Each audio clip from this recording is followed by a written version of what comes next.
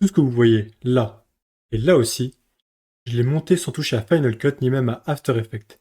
Je l'ai monté juste en discutant simplement avec Claude Code, connecté à deux outils. Alors le premier de ces outils, c'est Hyperframe. C'est un outil qui a été développé par Agen il y a quelques semaines. Et le second outil, il s'appelle VideoUse. Et ensemble, ces deux outils vont couper les silences, les à répétition quand vous vous enregistrez. Ils vont ajouter des sous-titres et ils vont ajouter un motion design moderne. Ces deux outils tournent en local sur votre PC et n'ont pas besoin d'un VPS. Et aujourd'hui, dans cette vidéo, je vais monter une vraie vidéo en live devant vous.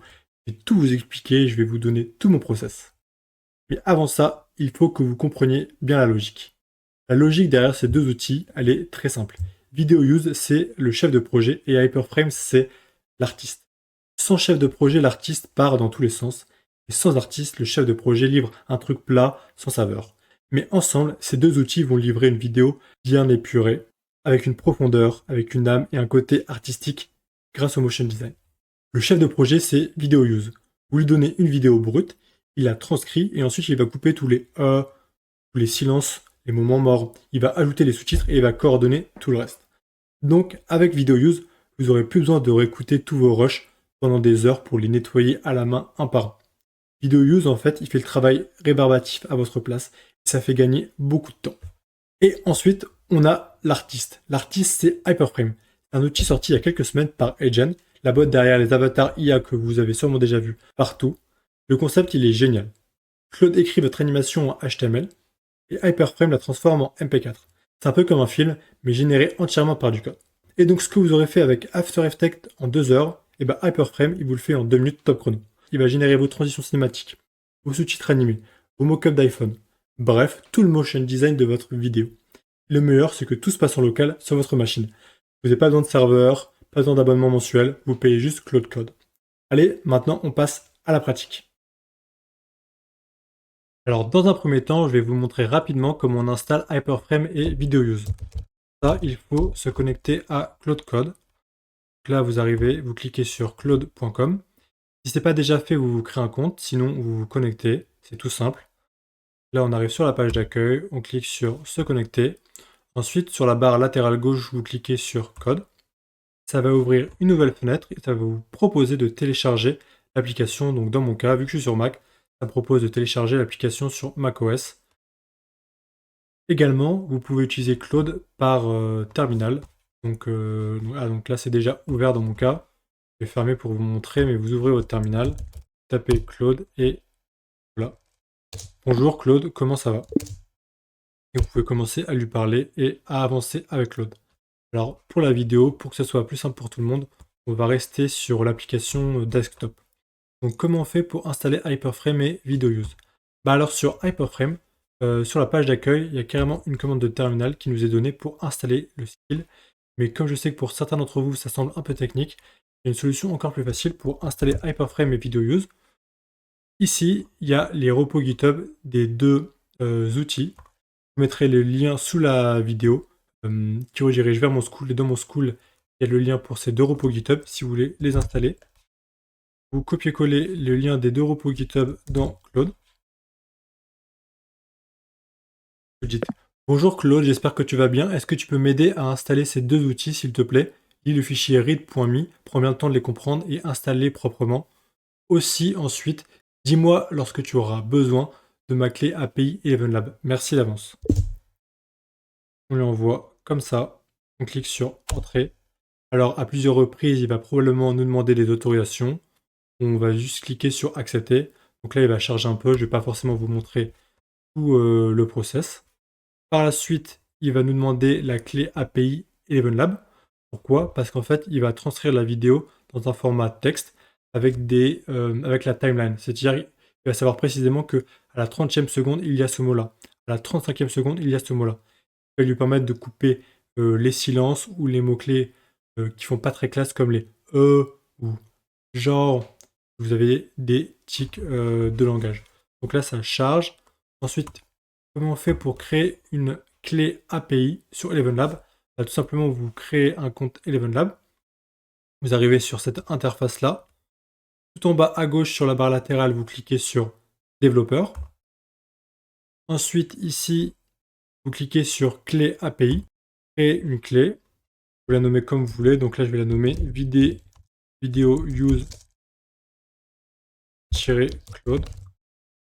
Maintenant, vous devez donner tous les accès ici. Ça prend quelques secondes. Vous cliquez un peu sur tout. Maintenant, cette clé API là, elle a tous les accès. Et je n'ai plus qu'à cliquer sur créer une clé. Alors, vous la gardez secret. Hein, surtout, ne partagez pas votre clé API. Parce que sinon, quelqu'un d'autre pourrait dépenser vos crédits à votre place. Vous la copiez. Et ensuite, vous allez voir Claude. Et vous lui dites: bonjour Claude, j'ai trouvé ma clé API. Quelle est la façon pour moi la plus simple et la plus sécurisée de te la donner? Claude, il va vous proposer plusieurs solutions en fonction de votre niveau technique. Donc là, voilà, c'est ce qu'il me dit. Hein. Maintenant, j'ai besoin de ta clé API ElevenLab pour configurer VideoUse. Donc voilà. Donc vous suivez ce qu'il dit de faire et vous lui donnez votre clé API, mais évitez de la mettre dans le chat. C'est pas une bonne pratique de faire ça. Et donc maintenant, votre installation, elle est prête. Vous avez déjà un studio vidéo IA installé chez vous. Vous ne le savez pas encore. Mais maintenant, on va regarder comment ça marche et on va commencer par un montage vidéo en live avec VideoUse. On va monter une vidéo en live avec VideoUse. Et pour ça, on va se baser sur une vidéo d'environ 50 secondes où je me suis enregistré en train de parler à mon écran et de parler de VideoUse. Volontairement, j'ai laissé beaucoup de A, E, O, afin que VideoUse puisse corriger tous ces problèmes-là. Alors, laissez-moi juste retrouver la vidéo. Voilà, la vidéo, elle est là, je l'ouvre et je vous la montre tout de suite. Alors là, ce que vous regardez, c'est une vidéo brute que je vais donner à VideoUse. En fait, je l'ai filmée d'une traite, sans script généré, exactement comme je filme toutes mes vidéos en vrai. Du coup, il y a des silences, il y a des hésitations, il y a des moments où je cherche mes mots. Et c'est ça justement qui est intéressant. Parce que normalement, à ce stade, je passerai environ 30 voire 40 minutes. Donc, je pense que vous avez compris l'idée. Ça dure 50 secondes, je laisse pas mal d'erreurs. C'est un enregistrement vidéo qui est assez brut, qui n'a pas encore été édité. Justement, on va essayer de l'éditer avec VideoUse. Alors c'est parti, on dit: bonjour Claude, j'aimerais utiliser VideoUse pour éditer une vidéo que je viens d'enregistrer. Je sais pas trop comment prompter VideoUse, est-ce que tu peux me poser des questions et me dire comment le prompter, s'il te plaît? En fait, pose-moi des questions pour savoir ce que je veux. Ça fera un prompt pertinent, vu que toi, tu as le repo GitHub et tu comprends fondamentalement le projet en profondeur. C'est parti, maintenant il n'y a plus qu'à attendre quelques secondes. Là, logiquement, Claude il devrait me poser environ 10 questions. Je vais lui répondre. Et comme ça, on aura un prompt pour VideoUse qui sera vraiment détaillé. Alors la première chose que je peux faire, d'ailleurs, c'est simplement de lui donner la vidéo. Et ensuite, on peut commencer à lui répondre. Quel type de contenu? Je me suis enregistré en train de parler face à la caméra. La durée approximative, elle est de 52 secondes là. Mais tu peux faire plus court et la couper et la rendre plus dynamique. Oui, elle est déjà sur mon Mac. Je te l'ai mis en pièce jointe. C'est pour YouTube en format horizontal 16 neuvième. Je vise pas forcément une durée cible, mais je veux que ce soit plus rapide et plus dynamique. Je veux nettoyer les silences et les genre, du coup, des choses comme ça qui ne sont pas forcément très élégantes à l'oral. J'ai pas forcément une idée précise des moments à couper, mais je te laisse me faire une proposition. Pour les sous-titres, j'aimerais bien que tu fasses des sous-titres à la TikTok, donc police assez grasse, assez gros, couleur jaune, un peu style karaoké. J'ai pas forcément besoin d'une intro ni d'une outro particulière. Pas besoin de B-roll pour l'instant, pas besoin d'un habillage particulier. Si pour la police des sous-titres, tu peux mettre la police la plus proche de celle qu'on trouve sur TikTok, s'il te plaît. Donc je te laisse brainstormer et chercher sur internet à ce sujet. La piste audio d'origine est globalement bonne. Elle a été déjà traitée par OBS et je veux pas ajouter de musique de fond. Maintenant, on appuie sur Entrée et là, je pense qu'on a de fournir le meilleur prompt possible pour VideoUse. Il n'y a plus qu'à attendre un petit peu. Là, il va falloir laisser travailler Claude quelques minutes parce que forcément, il doit transcrire la vidéo du format voix en format texte et doit couper beaucoup de moments et me faire un plan. Alors, je vous montre ça juste après. Alors la première étape du workflow, c'est la transcription de la voix vers le texte. Et avec des moments très précis. C'est-à-dire que chaque mot est attribué à une seconde. Je vous montre pour que vous compreniez mieux. Là, il y a un fichier JSON qu'on peut lire ici.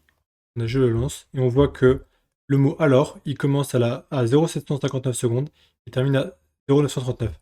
Et en fait, cette timeline, elle a été définie pour tous les mots. Et ça justement c'est grâce à l'API d'Eleven Lab qu'on a installé juste avant dans la vidéo. Alors là, Claude vient de me faire un plan, et grosso modo, la vidéo passerait de environ 51 secondes à 41 secondes. Qu'est-ce qu'il a fait? Dans son plan, il coupe beaucoup de choses. J'ai pas trop compris. Il essaie de couper chaque presque voilà. Donc toutes les choses qu'il essaye de couper, et il arrive à réduire la durée totale de la vidéo de 20%. Donc ça, il enlève pas forcément de contenu intéressant. Ça va rendre la vidéo plus dynamique, on va avoir plus de densité de contenu, et c'est bien meilleur pour les personnes qui visionnent la vidéo. Et après, il a directement lancé la vidéo sans que j'ai validé le plan. Normalement, il me demande de valider le plan, mais bon, voilà, ça arrive. C'est l'intelligence artificielle, il faut quand même mettre là derrière pour le contrôler. Mais c'est pas grave, on va attendre de voir ce que ça rend. Visiblement, ça y est, on est bon. Claude nous dit que le fichier final est passé donc de 52 secondes à 40 secondes. Les sous-titres, il a utilisé la police Impact en gras, couleur jaune, avec des contours noirs. L'audio original a été conservé. Il m'a dit regarde la vidéo et dis-moi si je vais ajuster quelque chose. Est-ce que tu peux ouvrir la vidéo sur mon ordinateur s'il te plaît, que je la vois et que je puisse te dire ce qui est bien ou pas. Donc normalement il devrait faire apparaître une fenêtre et je pourrais voir la vidéo. Voilà. Et bah il n'y a plus qu'à la lancer, c'est parti. Alors là, ce que vous regardez, c'est une vidéo brute que je vais donner à VideoUse. Je l'ai filmée d'une traite, sans script généré, exactement comme je filme toutes mes vidéos en vrai. Il y a des silences, il y a des hésitations, il y a des moments où je cherche mes mots. Et c'est ça justement qui est intéressant. Normalement, à ce stade, je passerai environ 30 voire 40 minutes à nettoyer tout ça à la main dans un logiciel de montage type Final Cut. Enlever les silences, les temps morts, j'essaierai de recaler le tempo. Et ça justement, c'est le travail le plus rébarbatif du montage. Et justement là, c'est un peu bizarre, s'il y a une imperfection, là il a laissé le bas.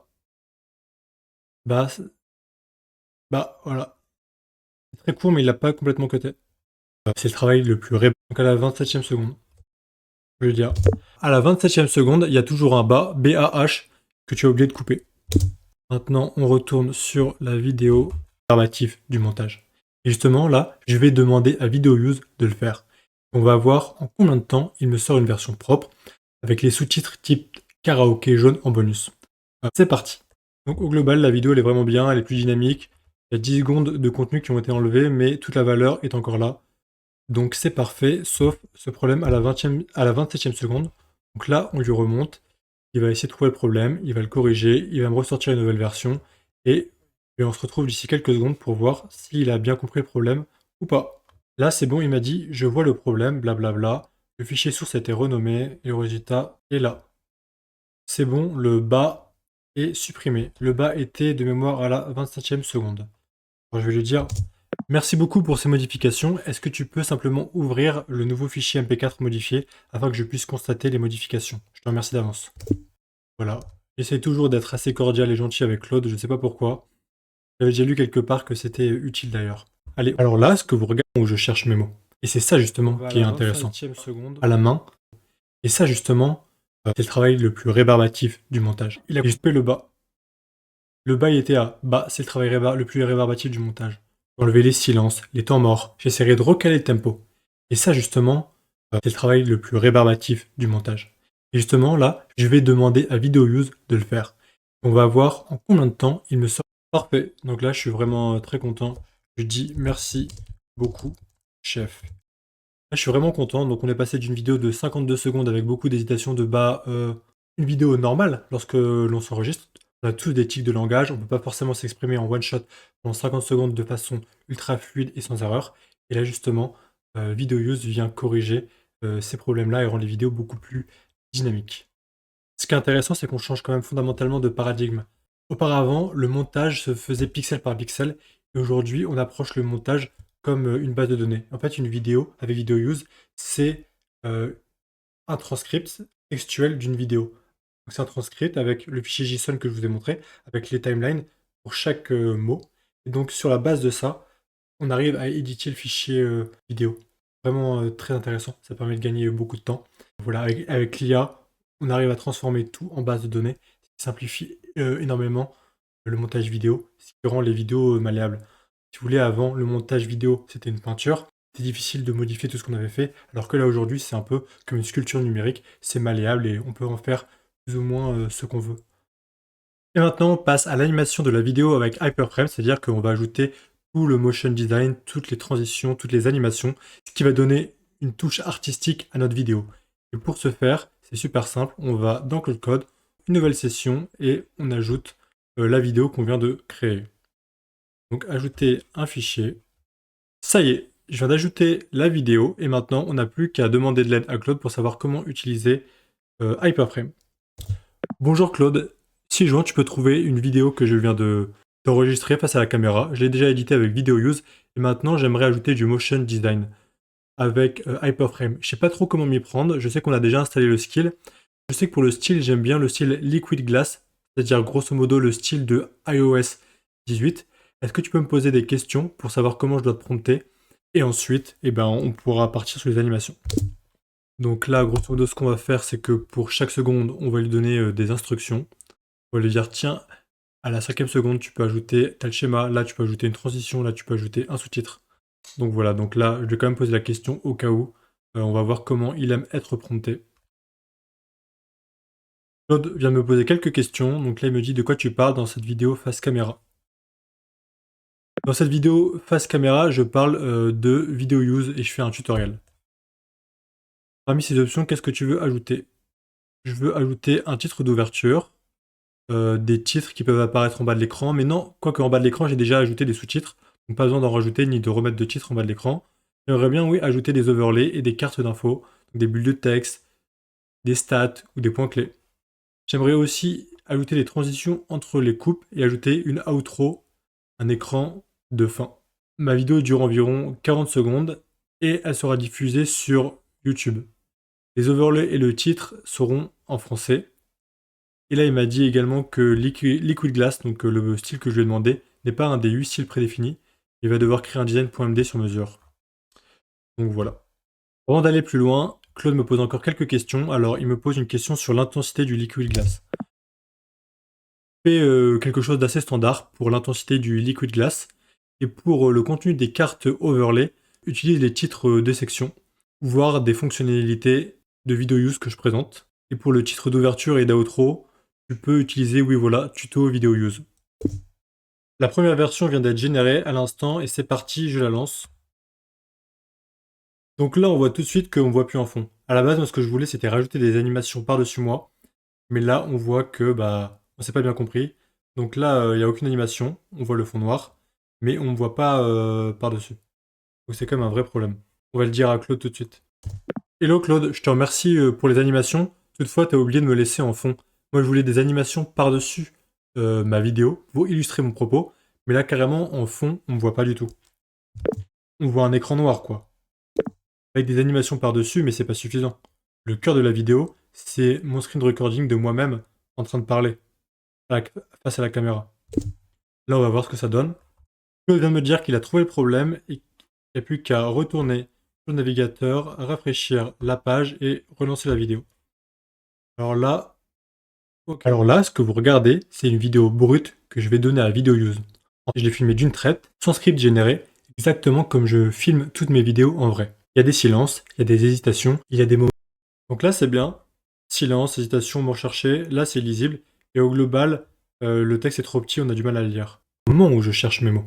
Et c'est ça justement qui est intéressant. Normalement, à ce stade, je passerai environ 30 voire 40 minutes à nettoyer tout ça à la main. Donc là, c'est sympa, il y a écrit 40 minutes environ de montage manuel. Là, c'est illisible. C'est beaucoup trop petit. Dans un logiciel de montage type Final Cut. Enlever les silences, les temps morts. J'essaierai de recaler le tempo. Et ça, justement, c'est le travail le plus rébarbatif du montage. Et justement, là, je vais demander à VideoUse de le faire. On va voir en combien de temps il me sort une version propre avec les sous-titres type karaoké jaune en bonus. C'est parti. Et là, il me fait une outro. Ouais, voilà, je sais pas ce que ça veut dire. Il me fait une intro au début qui est très bizarre. Donc ça, on va lui demander de supprimer. Merci. Maintenant, je peux visualiser les vidéos. D'abord, dans un premier temps, est-ce que tu peux supprimer l'intro et l'outro de la vidéo que tu as rajouté par-dessus? Ce qui compte, c'est vraiment moi qui parle en face de la caméra, mais ton outro où il n'y a aucun son au début et à la fin. Ton intro et ton outro servent à rien, donc est-ce que tu peux les supprimer, s'il te plaît? Donc, ça, c'était le point 1. Et le point 2, c'est que le texte dans les overlays est trop petit. Maintenant, le texte dans tes overlays et que tu as rajouté, il est globalement trop petit, il est très difficile à lire. Est-ce que tu peux vraiment augmenter la taille de la police? Et si tu as un doute, vaut mieux plus gros que trop petit, tout en restant raisonnable. Merci. Est-ce que tu peux régénérer ça, s'il te plaît? Maintenant, je clique sur Entrée et on va voir le résultat que ça nous donne dans quelques minutes. Il vient de me dire qu'il a procédé à tous les changements que je lui ai demandé. Maintenant, on n'a plus qu'à relancer la vidéo et voir si tout est bon. Alors là, ce que vous regardez, c'est une vidéo brute que je vais donner à VideoUse. Je l'ai filmée d'une traite, sans script généré, exactement comme je filme toutes mes vidéos en vrai. Il y a des silences, il y a des hésitations, il y a des moments où je cherche mes mots. Donc là, je suis vraiment content, hein, c'est le plus gros, silence, hésitation, mot recherché. Bon, le mot problème, on le voit pas trop, mais à la limite, je peux le supprimer, voire lui demander de le mettre en plus gros. Je vais lui dire de le mettre en plus gros. À la 12e seconde, le mot problème est quasiment illisible, mets-le vraiment beaucoup plus gros, à la même taille que les autres mots, s'il te plaît. Et c'est ça justement qui est intéressant. Normalement, à ce stade, je passerai environ 30 voire 40 minutes à nettoyer tout ça à la main dans un logiciel de montage type Final Cut. Enlever les silences, les temps morts, j'essaierai de recaler le tempo. Et ça justement, c'est le travail le plus rébarbatif. Là, je me demande si c'est pas encore un peu petit, 40 minutes de montage manuel. À la 40e seconde, ton texte de montage manuel est encore trop petit et en dessous il y a écrit Final Cut mais c'est vraiment illisible. C'est écrit beaucoup trop petit et c'est du blanc sur du fond blanc. Donc ajoute du contraste s'il te plaît. Pareil pour montage manuel, tu peux par exemple essayer une autre couleur. Bref, je sais pas trop quoi faire mais débrouille-toi pour ajouter du contraste et augmenter la taille de la police pour que tout devienne plus lisible. Montage type Final Cut. Enlever les silences, les temps morts, j'essaierai de recaler le tempo. Et ça justement, c'est le travail le plus rébarbatif du montage. Et justement là, je vais demander à VideoUse de le faire. On va voir en combien de temps Là, il ajoute un truc, une espèce de rayon lumineux à la 30e seconde, passe de gauche à droite. Je sais pas pourquoi il fait ça. À la 30e seconde, il y a une espèce de halo lumineux qui passe de la gauche vers la droite de l'écran, un peu comme un scintillement sur tout l'écran. Une bande qui scintille sur tout l'écran. Qu'est-ce que c'est que ça? Est-ce que tu peux l'identifier? Prends ton temps et supprime ça, s'il te plaît. Je vais demander à VideoUse de le faire. On va voir en combien de temps il me sort une version propre avec les sous-titres type karaoké jaune en bonus. C'est parti. Et pareil là, à la 37e seconde, c'est pas hyper lisible. Version propre, sous-titres inclus et zéro montage manuel. Et pareil, à la 37e seconde, l'expression version propre, sous-titres inclus et en dessous zéro montage manuel, c'est vraiment beaucoup trop petit, c'est difficile à lire, donc augmente la taille s'il te plaît. Après bon voilà, faut pas oublier que là, je suis pas en plein écran, donc en temps normal ça serait un peu plus gros quand même sur un écran, mais je pense qu'on peut encore faire mieux. Donc là, j'ai plus qu'à cliquer sur Entrée, il va faire des modifications et je pense que cette fois-ci c'est la bonne. Alors là, c'est bon. Claude vient de me dire qu'il a identifié les 4 problèmes que je lui ai remontés ci-dessus. J'ai plus qu'à rafraîchir le navigateur et voir les corrections. Alors, c'est parti. On lance. Alors là, ce que vous regardez, c'est une vidéo brute que je vais donner à VideoUse. Je l'ai filmée d'une traite, sans script généré, exactement comme je filme toutes mes vidéos en vrai. Il y a des silences, il y a des hésitations, il y a des moments où je cherche mes mots. Et c'est ça justement qui est intéressant. Normalement, à ce stade, je passerai environ 30 voire 40 minutes à nettoyer tout ça à la main dans un logiciel de montage type Final Cut. C'est beaucoup plus gros là, ça rend bien, je suis vraiment content. Enlever les silences, les temps morts, j'essaierai de recaler le tempo. Et ça justement, c'est le travail le plus rébarbatif du montage. Et justement là, je vais demander à VideoUse de le faire.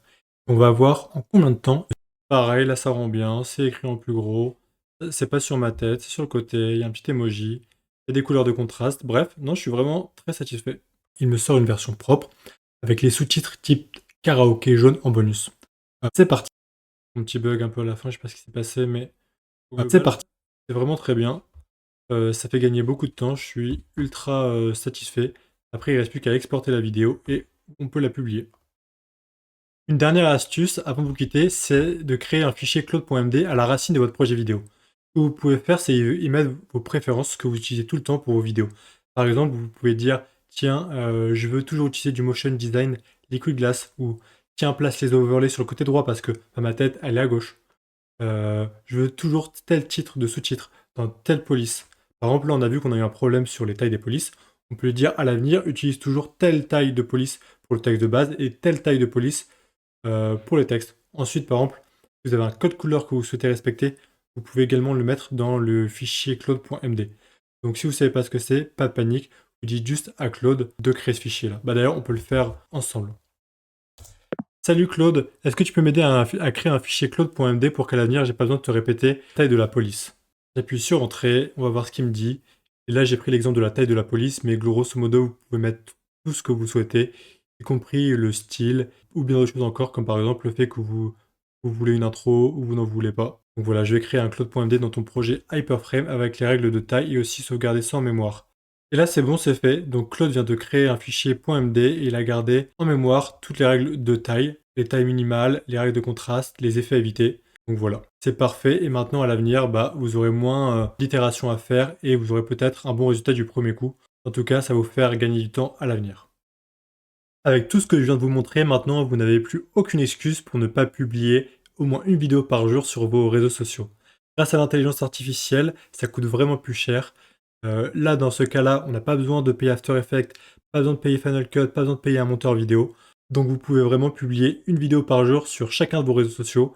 Il vous suffit juste d'avoir un plan Claude. Alors c'est vrai que Claude propose plusieurs plans, dont un plan gratuit, mais pour être tout à fait honnête avec vous, vous n'aurez pas assez de tokens sur un plan gratuit pour faire de nombreuses vidéos. Donc je vous recommande de prendre au moins le plan à 20 € par mois. Mais bon, par rapport à tout ce que ça vous fait économiser, c'est vraiment pas cher et bon marché. J'espère que cette vidéo vous a plu. Si c'est le cas, n'hésitez pas à mettre un like et un commentaire pour me dire ce que vous en avez pensé. Et pour trouver les liens de Video Use et Hyperframe, je les ai mis dans mon school. Vous trouverez le lien de ma communauté sous la vidéo. Et on se retrouve très vite pour une prochaine vidéo.